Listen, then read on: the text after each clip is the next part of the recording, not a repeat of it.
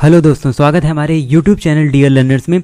और आज की क्लास में हम लोग पढ़ने वाले हैं लास्ट 6 मंथ करंट अफेयर्स का पार्ट 2। तो कल की क्लास में हमने पार्ट 1 किया था, जिसमें जो भी सितंबर और अगस्त की करंट अफेयर्स थी उसको हमने अच्छी तरीके से कवर किया था। अगर अभी तक आपने वो वीडियो नहीं देखा तो वो वीडियो भी देखें। और साथ ही साथ आज की क्लास में हम लोग जो जून जुलाई की करंट अफेयर्स है उसको यहाँ पर कवर करने वाले हैं। और जैसा कि आप सभी को पता होगा कि पीईटी के जो एडमिट कार्ड्स हैं वो कल जारी कर दिए गए हैं। तो अब आपको अच्छी तरीके से तैयारी करना है। आपके लगभग 14 डेज ही बचे हुए हैं एग्ज़ाम से, क्योंकि 15 और 16 अक्टूबर को आपका ये जो एग्ज़ाम है वो होने वाला है। तो चलिए स्टार्ट करते हैं आज की क्लास को। और इसमें करंट अफेयर्स का एक मेजर रोल रहने वाला है, क्योंकि 8 से 10 क्वेश्चन आपके करंट अफेयर्स से ही पूछे जाने हैं। तो सबसे पहले देख लेते हैं कुछ नियुक्तियों के बारे में जो जून और जुलाई के महीने में हुई हैं, और ये हमारी काफ़ी इम्पोर्टेंट नियुक्तियां भी हैं। तो सबसे पहले है सशस्त्र सीमा बल, जिसे हम एसएसबी कहते हैं। बल के नए डीजी यानी महानिदेशक कौन बनाए गए हैं? तो ये बनाए गए हैं एसएल थाओसेन। तो एसएल थाओसेन को ही सशस्त्र सीमा बल का डीजी बनाया गया है। अगला क्वेश्चन है एनआईए के महानिदेशक यानी नेशनल इन्वेस्टिगेशन एजेंसी, जो कि आतंकवाद से रिलेटेड है, के महानिदेशक कौन बने हैं? तो ये बने हैं दिनकर गुप्ता। तो इसके डीजी हैं दिनकर गुप्ता। और एनआईए की स्थापना की गई 2009 में, क्योंकि 2008 में जो यानी मुंबई में जो हमला हुआ था, जिसे 28/11 के नाम से जाना जाता है, उसके बाद फिर एनआईए, जिससे हम निपट सकें आतंकवाद से, इसके लिए एनआईए की स्थापना की गई। अगला क्वेश्चन है आईबी यानी इंटेलिजेंस ब्यूरो के महानिदेशक कौन है? तो ये बनाए गए हैं तपन कुमार डेका। तो तपन कुमार डेका को आईबी का महानिदेशक बनाया गया है।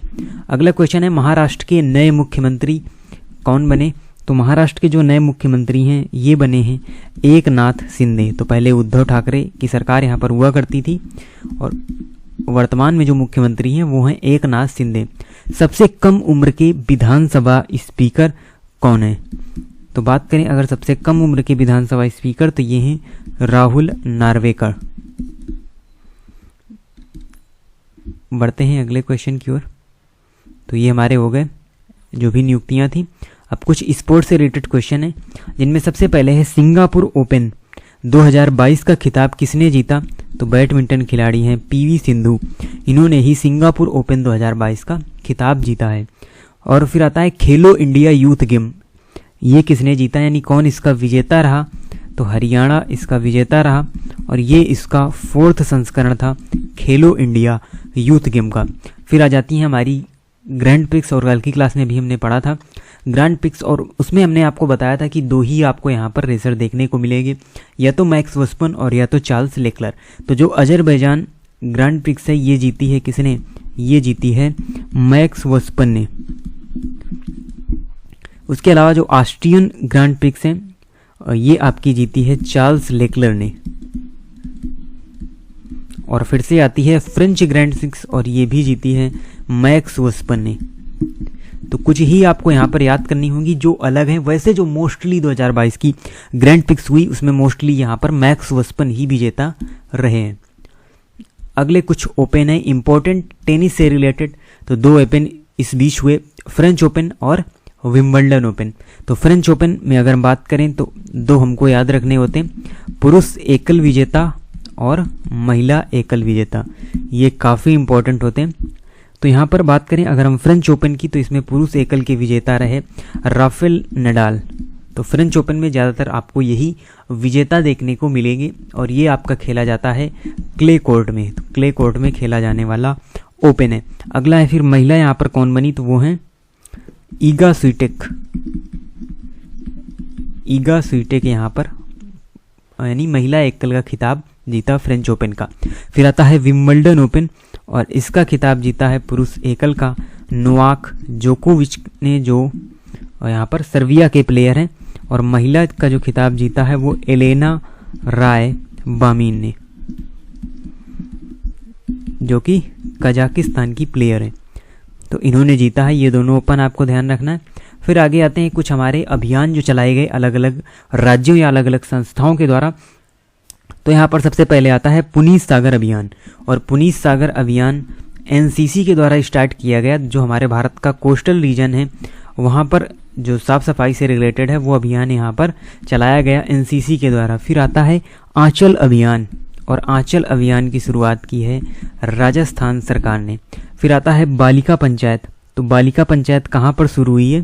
तो ये शुरू हुई है गुजरात राज्य में, यानी जो भी 11 से 21 वर्ष यानी आयु वर्ग की जो भी महिलाएं हैं, यानी महिलाएं तो हम नहीं कह सकते, हम ये कह सकते हैं लड़कियां जो 11 से 21 वर्ष की आयु की हैं उनके लिए, यानी वही यहाँ पर जिनसे उनको भी बढ़ावा मिल सके पॉलिटिकल रीजन की अगर हम बात करें तो बालिका पंचायत की शुरुआत की है गुजरात राज्य ने। फिर सुरक्षा मंथन 2022, ये क्या है? तो ये एक अभियान है जो चलाया गया भारतीय सेना के द्वारा, और कहाँ पर? तो ये जोधपुर में इसकी शुरुआत की गई। अगला जो अभियान है वो है चेन कुरुंजी बचाओ अभियान, और ये जो अभियान है ये चलाया गया केरल में। अगला यहाँ पर है डिजिटल लोक अदालत की शुरुआत किसने की है? तो डिजिटल लोक अदालत की जो शुरुआत की है वो राजस्थान के द्वारा की गई है। फिर आता है स्वनिर्भर नारी योजना। ये योजना किस राज्य से रिलेटेड है?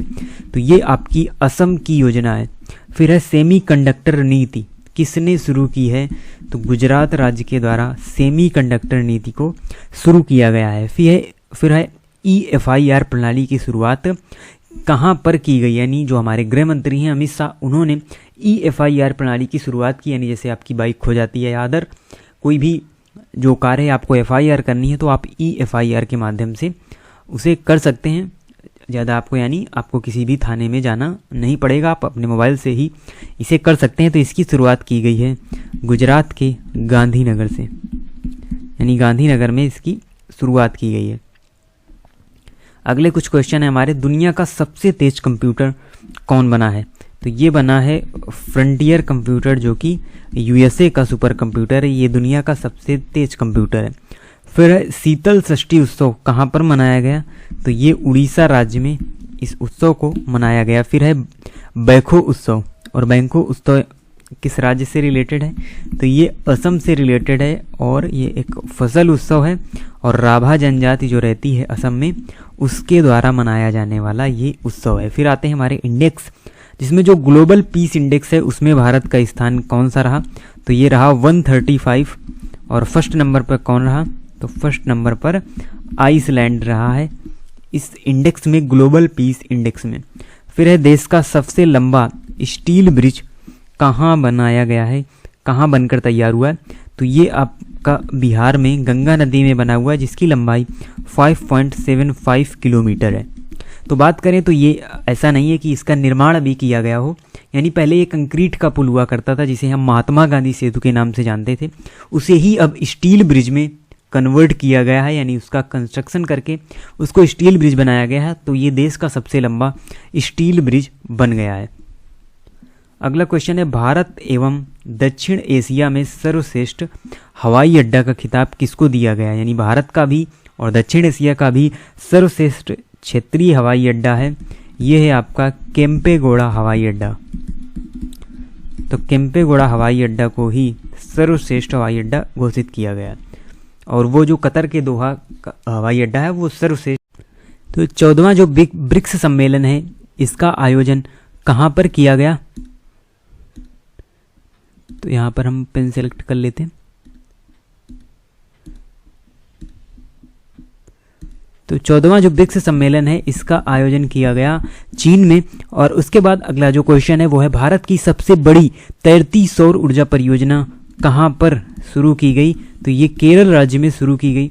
और अगला क्वेश्चन है, फैमिली कार्ड किसके द्वारा जारी किया गया? तो ये जारी किया गया उत्तर प्रदेश सरकार के द्वारा, यानी ये यूपी की ये योजना है। फैमिली कार्ड यानी जो जारी किए गए वो उत्तर प्रदेश सरकार द्वारा जारी किए गए।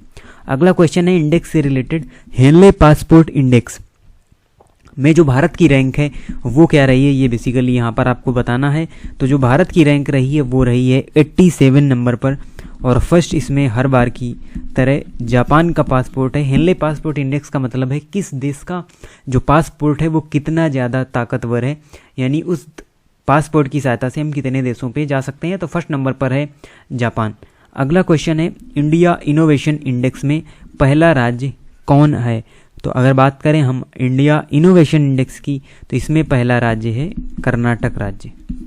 अगला क्वेश्चन है, अपनी इंटरनेट सेवा शुरू करने वाला राज्य कौन है जिसकी अपनी खुद की इंटरनेट सेवा होगी? तो वो है हमारा केरल राज्य। अगले क्वेश्चन है कुछ अवार्ड से रिलेटेड, जैसे आईफा अवार्ड 2022 दिए गए और 68वें नेशनल फिल्म अवार्ड दिए गए। तो इनमें हमको देखना है बेस्ट एक्टर का अवार्ड, बेस्ट एक्ट्रेस का अवार्ड और बेस्ट मूवी का अवार्ड। तो आईफा अवार्ड की अगर हम बात करें तो बेस्ट एक्टर का अवार्ड दिया गया विकी कौशल को, और बेस्ट एक्ट्रेस का अवार्ड दिया गया यहाँ पर कृति सैनन को, उनकी मूवी मिमी के लिए। और बेस्ट मूवी यहाँ पर रही शेरशाह, शेरशाह को बेस्ट मूवी का अवार्ड दिया गया। और अब बात कर लेते हैं 68वें नेशनल फिल्म अवार्ड के बारे में। तो यहाँ पर बेस्ट एक्टर कौन रहा और बेस्ट फिल्म कौन सी रही? तो बेस्ट एक्टर में अगर हम बात करें तो दो लोग रहे, अजय देवगन और सूर्या। तो अजय देवगन और सूर्या 68वें नेशनल फिल्म अवार्ड में बेस्ट एक्टर का खिताब जीता। और बेस्ट फिल्म रही यहाँ पर तुलसीदास, तुलसीदास यहाँ पर बेस्ट फिल्म रही। तो ये हमारे आज के इम्पॉर्टेंट क्वेश्चन थे करंट अफेयर्स से रिलेटेड, जिनमें जो भी जून जुलाई की करंट अफेयर्स थी उनको हमने अच्छी तरीके से कवर किया। और यहाँ से निश्चित रूप से क्वेश्चन आपके आने वाले लास्ट 6 मंथ से रिलेटेड क्वेश्चन कई सारे आपको पीईटी एग्जाम में देखने को मिलेंगे। तो आप इसी तरीके से चैनल से जुड़े रहें, पढ़ते रहें। मिलते हैं आपसे नेक्स्ट वीडियो में न्यू इम्पॉर्टेंट क्वेश्चन के साथ, और तब तक के लिए धन्यवाद।